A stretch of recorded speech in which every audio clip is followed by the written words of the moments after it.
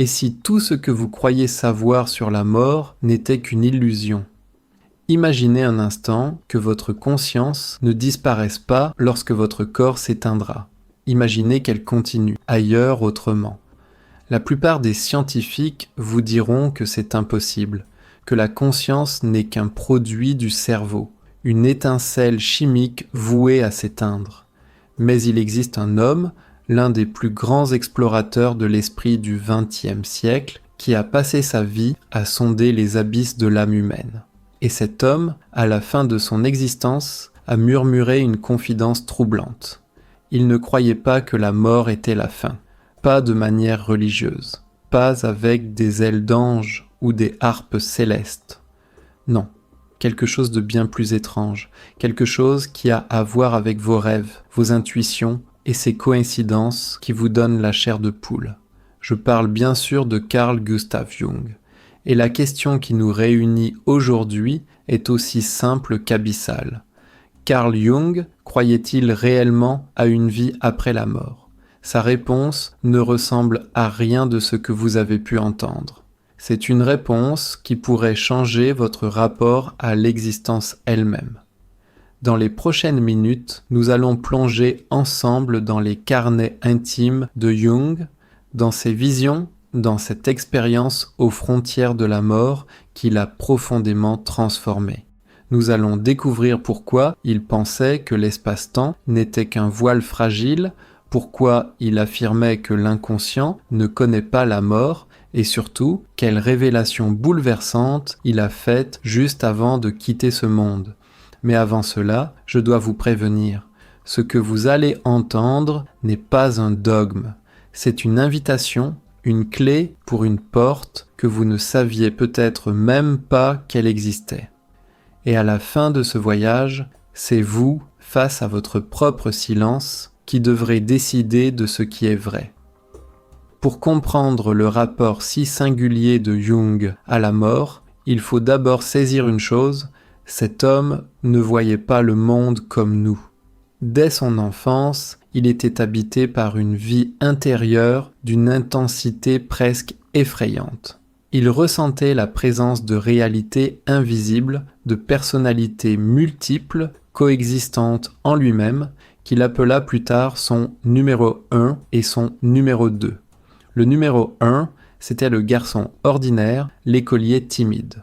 Le numéro 2, en revanche, était une figure vieille comme le monde, un sage qui semblait avoir vécu des siècles.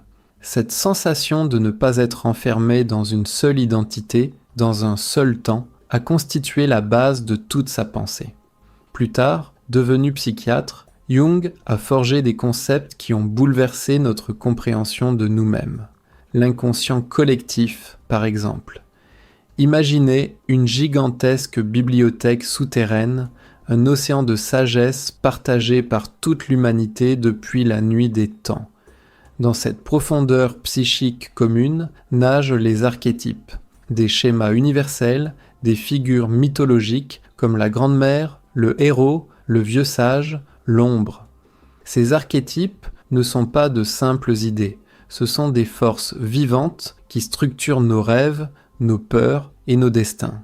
Jung a passé sa vie à déchiffrer ces symboles, à écouter ce que l'âme, au-delà du mental rationnel, avait à lui murmurer. Et c'est précisément en écoutant cette voix souterraine qu'il a commencé à frôler le mystère ultime. Car pour Jung, l'inconscient n'était pas un simple débarras de souvenirs refoulés. C'était une porte sur quelque chose qui dépasse l'individu et peut-être même le temps lui-même. C'est ici que l'histoire devient vraiment étrange. En 1944, Carl Jung a 69 ans. Il est au sommet de sa gloire, mais son corps le trahit, victime d'une crise cardiaque massive suivie d'une embolie pulmonaire. Il est hospitalisé d'urgence. Les médecins luttent pour le maintenir en vie. Et c'est à ce moment précis, alors que son corps gît sur un lit d'hôpital, que son esprit s'envole. Jung va vivre ce qu'il appellera plus tard une vision, un voyage si réel, si intense, qu'il hésitera toute sa vie à le qualifier simplement de rêve. Dans ses mémoires, il raconte qu'il s'est soudainement retrouvé flottant dans l'espace, loin, très loin, au-dessus de la Terre.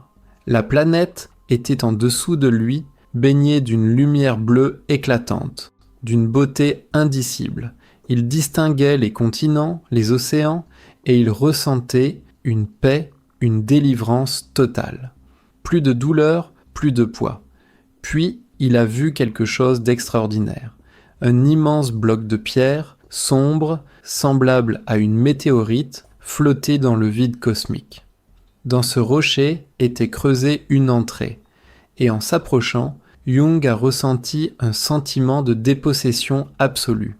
Tous ses souvenirs, ses ambitions, tout ce qui constituait son ego, tout cela lui était arraché.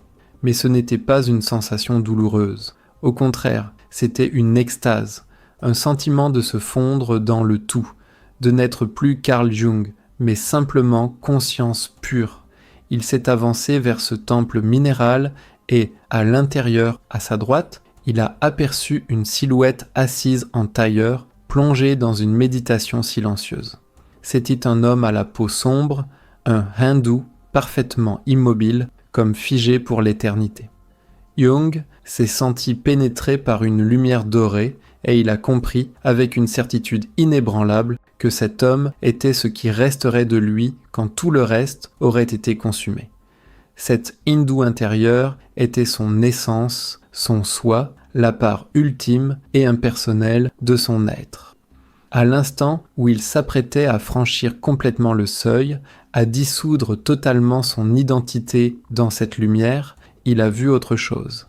Depuis la Terre, depuis l'Europe, une image s'est élevée vers lui. C'était son médecin flottant dans les airs, portant la figure d'un roi antique, et ce médecin roi lui a parlé. Il lui a dit qu'il ne pouvait pas partir maintenant, que sa tâche n'était pas terminée, qu'il devait retourner là-bas. Jung a ressenti une déception terrible. En une fraction de seconde, la vision s'est dissipée, la douleur est revenue, et il s'est réveillé dans son lit d'hôpital, profondément frustré d'être à nouveau prisonnier de la chair. Ce qui rend cette expérience encore plus troublante, c'est ce qui s'est passé ensuite. Jung affirme qu'à son réveil, il a su avec une certitude absolue que son médecin allait mourir à sa place.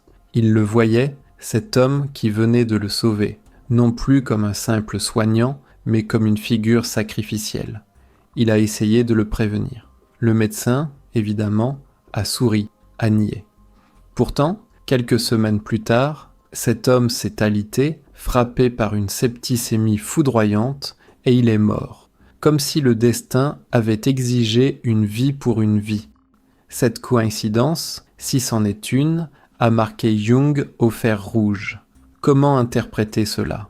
Était-ce un délire dû au manque d'oxygène, une hallucination fabriquée par un cerveau en détresse, comme l'affirmerait la science matérialiste ? C'est possible. Mais Jung refuse cette explication réductrice. Pour lui, cette vision était plus réelle que la réalité ordinaire. Elle était une irruption du mythe personnel, une mise en scène symbolique d'une vérité psychique fondamentale. L'ego, la petite bulle identitaire que nous prenons pour nous-mêmes, n'est qu'une surface. Sous cette surface, il y a un océan. Et dans cet océan, le temps et la mort n'existent pas. C'est ici que nous touchons au cœur du mystère jungien. Son point de vue sur la vie après la mort ne repose pas sur une foi, mais sur une observation radicale du psychisme. Il a constaté que l'inconscient collectif semble fonctionner hors des catégories de l'espace-temps. Les archétypes, ces symboles universels, apparaissent en même temps dans des cultures qui ne se sont jamais rencontrées. Les rêves anticipent parfois des événements futurs avec une précision qui défie toute logique. Comment est-ce possible ? Jung propose une hypothèse vertigineuse. Et si le psychisme n'était pas totalement enfermé dans le crâne ? Et si la conscience, à son niveau le plus profond, n'était pas produite par le cerveau, mais le transcenderait ? Attention, Jung ne dit jamais que le cerveau ne sert à rien. Le cerveau est comme une radio. Vous écoutez une symphonie. Si vous cassez le poste de radio, la musique s'arrête. Mais cela ne signifie pas que l'orchestre a cessé de jouer. L'orchestre, c'est la conscience transpersonnelle, l'inconscient collectif. Le cerveau est l'instrument qui capte, filtre et traduit ce signal en expérience humaine limitée. La mort, dès lors, ne serait pas une fin, mais un changement de canal. Une désintégration du poste de radio, certes, mais l'orchestre continue. La question glaçante qu'il pose alors est la suivante. Qu'arrive-t-il à la musique ? Jung a passé la dernière partie de sa vie à explorer cette idée sans jamais la formuler comme une vérité scientifique. Il parlait en termes de probabilité psychologique, de réalité de l'âme. Pour lui, la question n'était pas « y a-t-il une vie après la mort ?», question à laquelle nul ne peut répondre objectivement, mais que fait l'idée de la vie après la mort à l'âme humaine ? Et en observant ses patients, en étudiant les mythes, les rêves et les visions spontanées de personnes au seuil du trépas, il a découvert quelque chose de fascinant. L'inconscient se comporte comme si la vie continuait. La psyché ne connaît pas l'idée d'un anéantissement absolu. Elle produit naturellement des symboles de renaissance, de transformation, de continuité. Pensez-y un instant. Dans vos rêves les plus profonds, vous êtes-vous déjà vu vraiment mourir ? Peut-être avez-vous rêvé de tomber dans le vide, de vous noyer, mais toujours, une fraction de seconde avant l'impact, vous vous réveillez. L'inconscient semble refuser l'idée du néant. Il met en scène des passages, des métamorphoses, jamais une fin définitive. Pour Jung, cette incapacité structurelle du psychisme à concevoir sa propre extinction est un indice.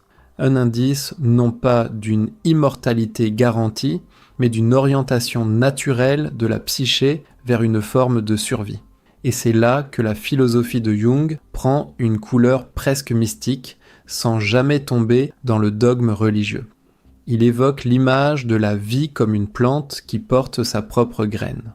Lorsque la plante visible se fane, la graine demeure, prête à éclore ailleurs. Pour lui, l'individu porte en lui, dans l'inconscient collectif, une semence d'éternité. Cette semence, c'est le soi, ce centre intérieur qui n'est pas l'ego, mais une totalité qui englobe le conscient et l'inconscient. Dans sa vision de 1944, ce soi était représenté par l'hindou méditant dans le temple cosmique. C'était l'image d'une conscience débarrassée des oripeaux du temps, une conscience qui n'appartient plus à Carl Jung, mais à l'univers lui-même. Cette idée est tellement puissante qu'elle en devient presque menaçante pour notre identité. Car si l'ego disparaît, qui survit ? À quoi bon une vie après la mort si moi, tel que je me connais, je n'y suis plus ? Jung répond à cette angoisse avec une douceur terrible. Il suggère que notre attachement à l'ego est la source même de notre peur de la mort. Nous avons peur de perdre quelque chose qui n'a jamais vraiment été solide. Nous sommes comme une vague qui s'élève au-dessus de l'océan, qui se croit séparée et qui tremble à l'idée de retomber dans l'immensité.